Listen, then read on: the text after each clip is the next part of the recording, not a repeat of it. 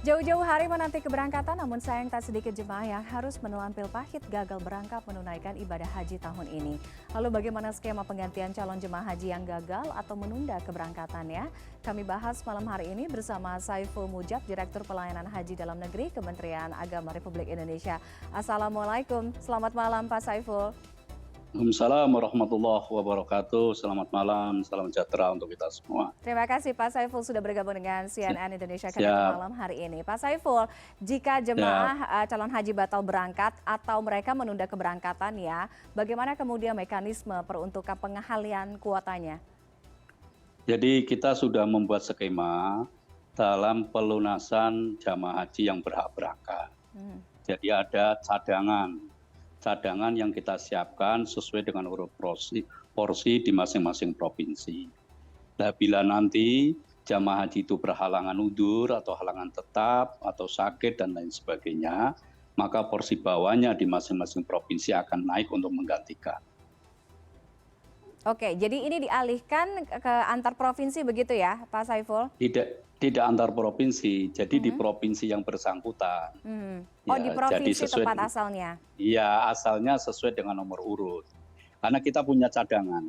Kemarin pelunasan, setelah selesai pelunasan ada cadangan sekitar 5.499. Itu cadangan yang sudah melunasi yang tersebar di masing-masing provinsi. Oke, baik.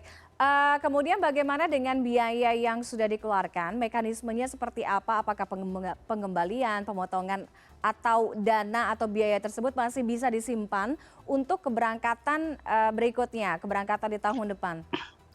Uang itu tidak akan hilang karena uang itu masuk langsung ke rekening BPKH. Selagi yang bersangkutan tidak membatalkan atau menarik, maka uang itu tetap ada. Tahun depan masih ada kesempatan bila yang bersangkutan ingin menunaikan ibadah hajinya. Oke, dengan catatan kalau di keberangkatan berikutnya misalkan di tahun depan ada selisih biaya, hanya itu yang tinggal dibayarkan atau ditambahkan ya?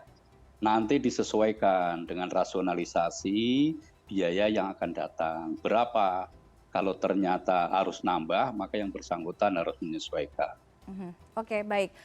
Terkait dengan keberangkatan dari jemaah calon haji tahun ini yang batal atau menunda keberangkatannya, dominasi faktor penyebabnya apa saja, Pak Saiful?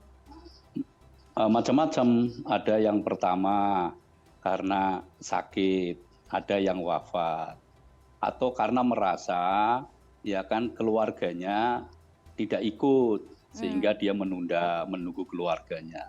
Dengan berbagai alasan lah. Tapi intinya bahwa haji ini adalah panggilan Allah. Oke, baik. Ada tambahan kuota haji 8.000 orang. Nah, terkait dengan tambahan kuota haji ini, siapa jemaah calon haji yang diprioritaskan untuk masuk dalam kuota tambahan ini, Pak Saiful?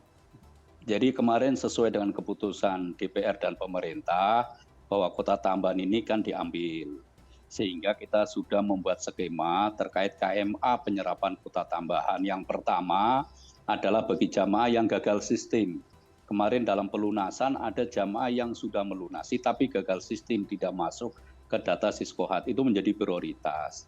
Yang kedua adalah jamaah yang sudah melunasi sebagai cadangan yang tadi saya sebutkan 5.499, ini nanti menjadi prioritas. Baru yang ketiga adalah nomor urut berikutnya yang ada di masing-masing provinsi. Dan data ini sudah kita sebar di masing-masing provinsi, bisa diunduh di Siskohat. Tinggal nanti nunggu waktu pelunasan. Karena kita masih nunggu perpres, begitu sudah turun baru kita pelunasan. Dan insya Allah nanti langsung skema kloter akan bergabung dengan kloter yang ada saat ini. Oke, sampai kapan pelunasan biaya haji ini diperpanjang dengan adanya penambahan kuota itu tadi? Kemudian jemaah yang berhak untuk melunasi di masa perpanjangan ini siapa saja, Pak Saiful?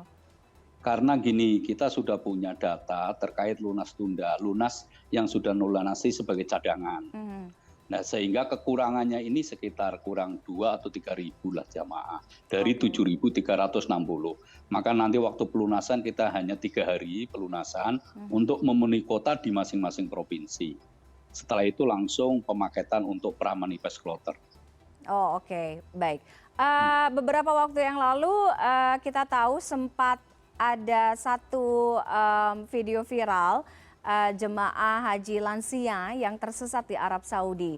Nah, terkait dengan aturan pendampingan dan penyelenggaraan haji tahun ini terhadap lansia, karena sepertiga atau sekitar 30% tahun ini jemaah calon haji ini didominasi dari kalangan lansia.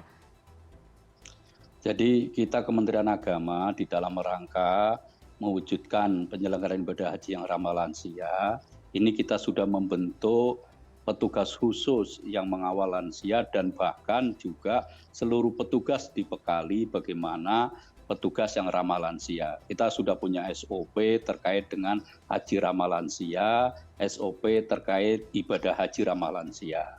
Nah, terkait dengan adanya yang nyasar gitu, kemungkinan ya karena pas begitu keluar gitu kan, nah kurang dari pengawasan. Tapi insya Allah petugas sudah all out untuk mengawal lansia. Kita banyak mendapatkan berita-berita yang atau video-video yang luar biasa, ada yang petugas menggendong, kenaik bis, Betul. menuntun dan seterusnya. Ya. Baik, terima kasih Pak Saiful Mujab, Direktur Pelayanan Makasih. Haji Dalam Negeri Kementerian Agama Ya. Republik Indonesia sudah bergabung dengan kami. Mudah-mudahan Makasih. pelaksanaan ibadah haji tahun ini berjalan dengan aman dan juga lancar. Selamat malam. Amin. Assalamualaikum warahmatullahi wabarakatuh. Salam. Mohon doanya. Assalamualaikum warahmatullahi wabarakatuh.